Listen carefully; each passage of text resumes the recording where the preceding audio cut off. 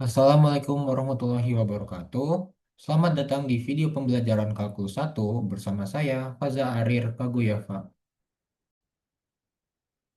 Ya, mari sekarang kita bahas contoh soal 3.4, yaitu soal tentang aplikasi turunan yang bisa menyelesaikan masalah-masalah praktis gitu ya. Yang pertama, temukan titik-titik pada parabola y sama dengan x kuadrat yang paling dekat dengan titik 0,5. Untuk visualisasi yang lebih mudah, yang lebih jelas gitu ya. Kita coba gambarkan dulu parabolanya ya dan titik 0,5-nya.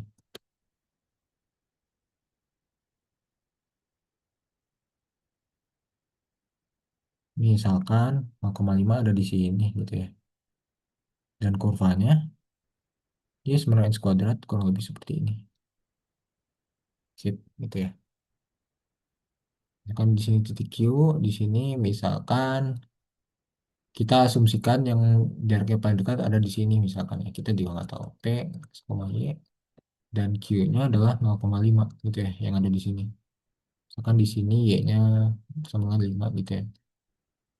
Nah, yang ditanya apa? Titik-titik pada parabola yang sama dengan x kuadrat yang paling dekat. Artinya apa nih paling dekat? Jaraknya ya. Jaraknya. Berarti jarak dari P ke Q yang paling dekat gitu ya. Yang paling minimum maksudnya. Rumusnya apa secara umum? D, ini Q-nya 0,5 tadi ya. Kita tulis di sini aja. Jarak dari P ke Q sama dengan akar secara umum ya. X min 0. Jadi yang ini dikurangkan dengan yang ini dikuadratkan. Ditambah ya, yang di sini dikurang dengan yang mbak ini dikuadratkan juga gitu ya. Gitu. Ini aku bisa tulis mungkin D aja ya. D sama dengan akar X kuadrat tambah. Nah, tadi Y di sini apa? X kuadrat ya. Karena dia titiknya ada pada parabola. Jadi Y-nya bisa kita ganti dengan X kuadrat. Gitu ya. Nah, berarti kalau kita buka ini kurung kuadratnya. X kuadrat tambah yang ini depannya kuadrat kan. X pangkat 4 dikurang 2 kali X kuadrat kali 5 ditambah 5 kuadrat gitu ya. Nah, ini, bentar. 5 kuadrat ya. Ini. Oke. Artinya D sama dengan akar. Mungkin X pangkat 4-nya aku tulis di depan. Nah, di sini X kuadrat. Di sini minus berapa nih? 2 kali 5, 10 X kuadrat gitu ya. Kalau kita kurangin ya, X kuadrat dengan 10 X kuadrat adalah min 9 X kuadrat. Ditambah 5 kuadrat adalah 25. Nah, oke.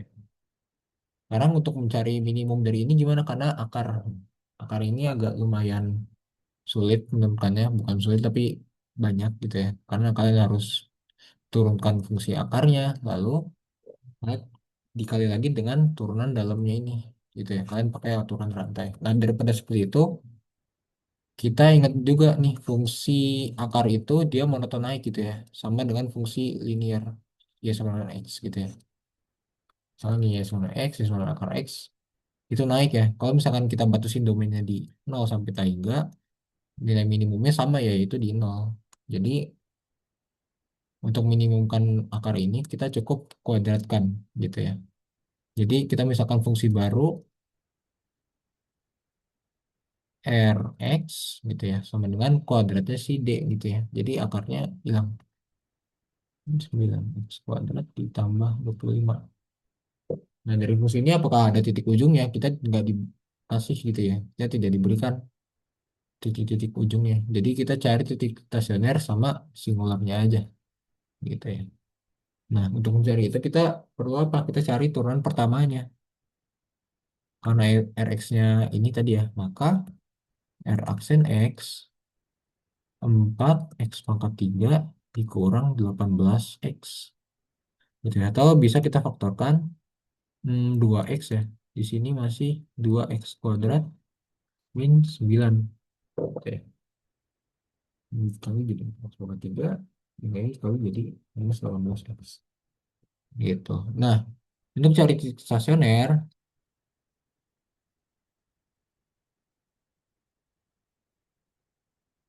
cari nilai X sedemikian sehingga R aksen X bernilai 0. Artinya, fungsi R aksen X tadi, 2X, X kuadrat min 9, 2X kuadrat, ini harus sama dengan 0 gitu ya. Artinya, 2X yang sama dengan 0, atau 2X kuadrat min 9 yang sama dengan 0. Nah, yang pertama, ini X yang sama dengan 0, atau 2X kuadrat sama dengan 9. Di sini berarti X kuadrat sama dengan 9 per 2. Berarti X-nya ada dua nilai ya. X sama dengan plus minus akar 9 per 2 gitu ya.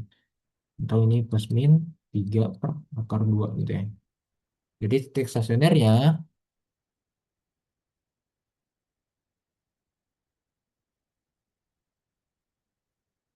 adalah X sama dengan 0, X sama dengan 3 per akar 2, dan X sama dengan min akar 3 per 2. Min 3 per akar 2 ini. Titik singularnya apakah ada? Nah, di sini kita lihat untuk semua bilangan real X, apakah nilai ini mungkin tidak terdefinisi. Jawabannya enggak ya, karena semua bilangan real di sini dikali di sini bilangan real juga nanti hasilnya tetap real dan hasilnya terdefinisi gitu ya. Jadi tidak ada titik singular. Maka titik kritisnya hanya ini aja ya. Ini juga bisa kita katakan titik kritis gitu ya. Aku tulis titik stasioner aja. Nah, terus gimana nih kita nentuin minimum maksimumnya gitu. Kita bisa tinjau, bisa pakai turunan pertama atau kita substitusi langsung ke yang ini gitu ya. Boleh ke D, boleh ke R gitu ya. Supaya mudah, nggak ada akar ya, kita ke R aja. Jadi kita ingat lagi bentuk awalnya, Rx sama dengan ini ya, X pangkat 4 dikurang 9X kuadrat ditambah 25. Ya. Berarti R0 sama dengan ini 0, ya kan, 0 pangkat 4 kurang 9 pangkat 4 kuadrat tambah 25. Ya, hasilnya 0 kurang 0 tambah 25, yaitu 25. Gitu ya.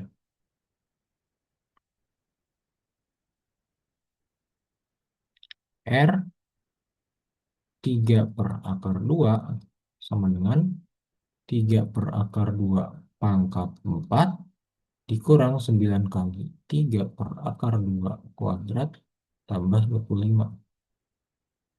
Berarti di sini 3 pangkat 4, 81, akar 2 pangkat 4, berarti 4 gitu ya. Dikurang 9 dikali 9 per 2 tambah 25 gitu ya. Di sini kita coba hitung.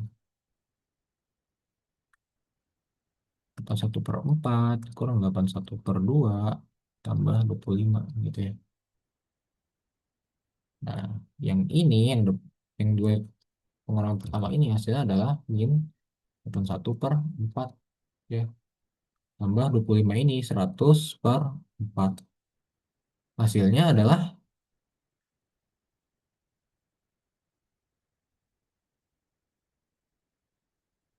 berapa ini? 19/4. Nah, kalau nanti kita hitung R di minus akar 3 per 2, minus 3 per akar 2 maksudnya ya. Nah, nanti di sini lihat pangkatnya pangkat genap semua. Nanti kalau misalkan bilang ini kita pangkat 4 atau kita pangkatkan 2, hasilnya nanti akan sama dengan yang ini gitu ya. Jadi ini nanti hasilnya juga akan sama dengan R 3 per akar 2, yaitu 19/4. Nah, tinggal kita bandingkan 19/4 dan 25 tadi ya, yang R0. Yang terkecil adalah 19/4 gitu. Maka titik yang membuat soalnya tadi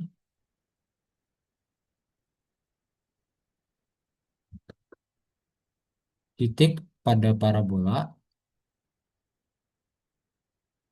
parabola y sama dengan x kuadrat yang paling dekat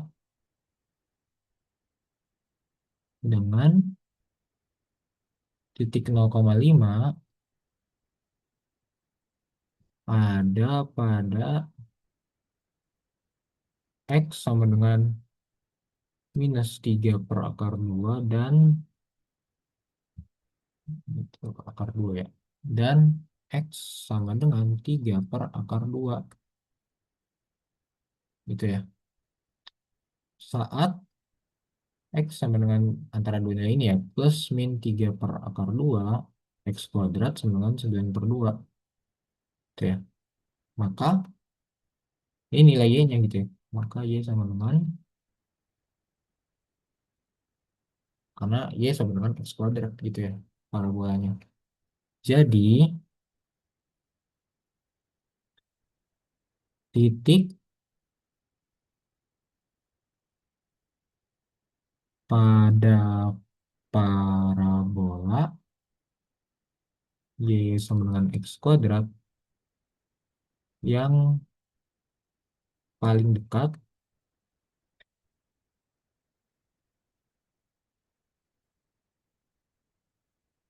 dengan titik 0,5 adalah yang pertama saat x-nya 3 per akar 2, y-nya berarti tadi 9/2 ya. Dan yang kedua adalah -3 per akar 2, 9/2. Kenapa kok ada dua gitu ya? Nah, ingat lagi kayak di gambar. Kalau x-nya 3 per akar 2 berarti dia positif. Misalkan di sini tadi gitu ya. Kita misalkan. Kenapa kok tadi ada yang negatif? Berarti di sini sebelahnya. Kan kurva parabola ini simetris ya. Kalau kita ambil jarak di sini, misal jaraknya R, berarti di sini jaraknya R juga gitu ya. Jadi ada dua nilainya. Dan berapa nilainya? Ini. Tapi ini adalah jarak yang kita kuadratkan tadi ya, yang ini. Maka jarak minimumnya,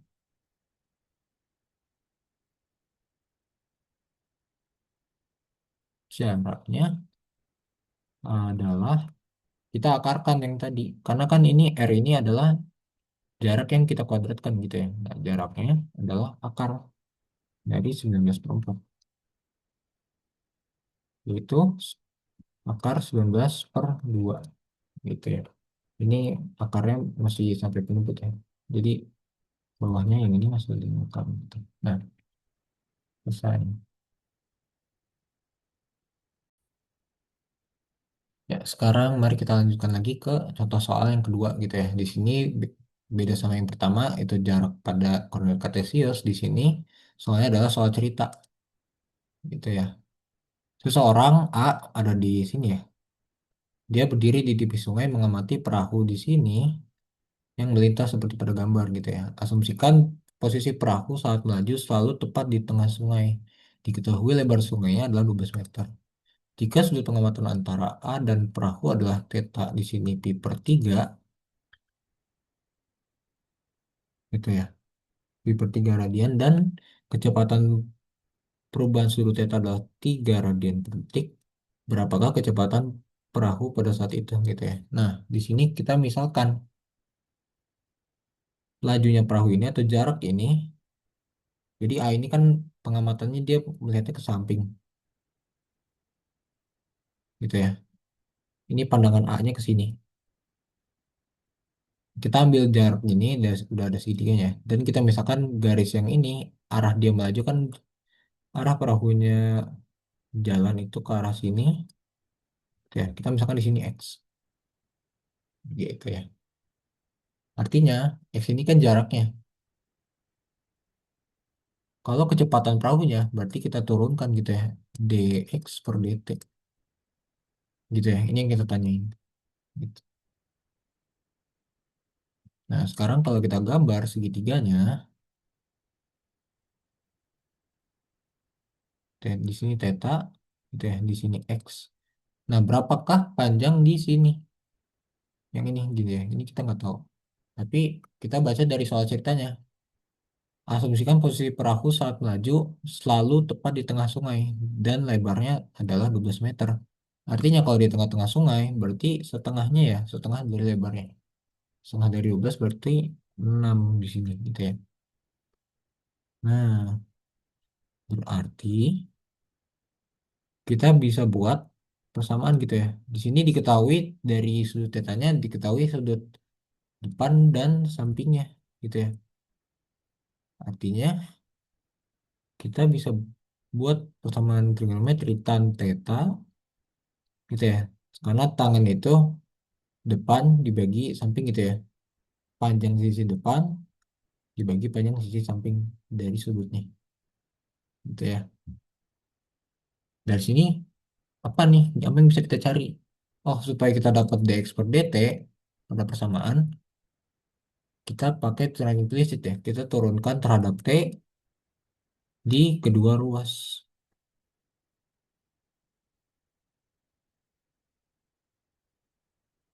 gitu ya. Yang sebelah kiri turunannya apa? Kita turunkan dulu fungsi tangannya. Fungsi tangan turunannya adalah sekant kuadrat theta. Nah, theta ini masih fungsi dalam T gitu ya kalau kita asumsikan turunan implisit. Berarti kita kali turunan dalamnya terhadap T gitu ya. D theta per dt gitu. Berarti ini sama dengan ini ada per 6 ya. Jadi kita asumsikan seperenam keluar dikali d per dt dari si x-nya gitu ya. Nah, di sini sekant kuadrat theta d theta per dt sama dengan seperenam dx per dt gitu ya yang ini. Nah, kita punya apa aja nih? Tetanya sama dengan pi per 3 gitu ya. Dan kecepatan perubahan sudut theta adalah 3 radian per detik. Artinya apa?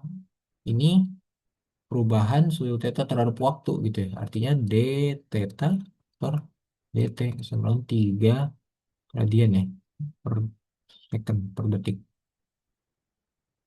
Kita bisa substitusi ini untuk kita mencari dx per dt-nya. Karena pertanyaannya pada saat theta itu per 3 dan kecepatan perubahan sudut theta-nya 3 radian per detik.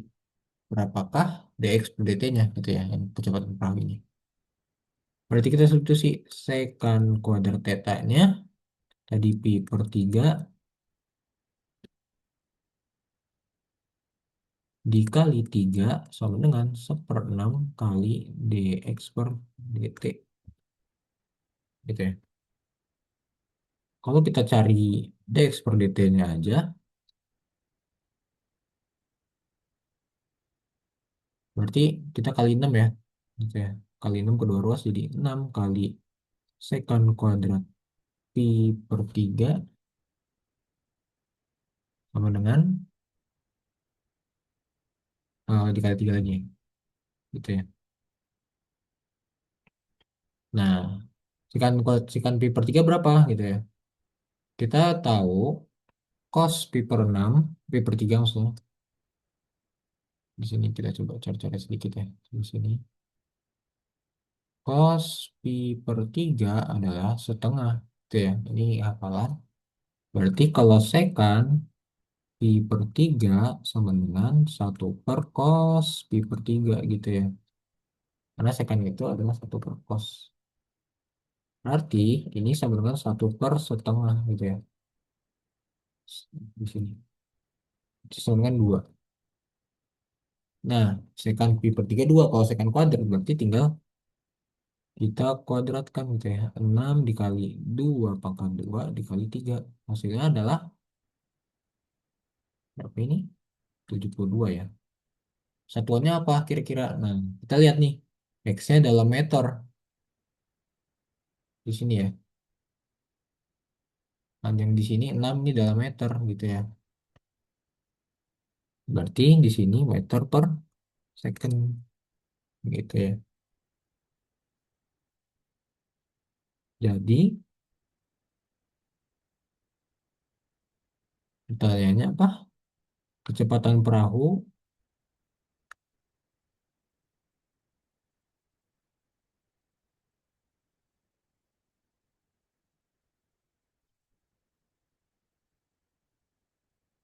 Theta sama dengan pi per 3 tadi ya. Mungkin kita bisa bilang saat itu aja ya. Adalah 72 meter per second. Gitu. Sekian untuk video pembelajaran kali ini. Kurang lebihnya mohon maaf. Sampai jumpa di video berikutnya.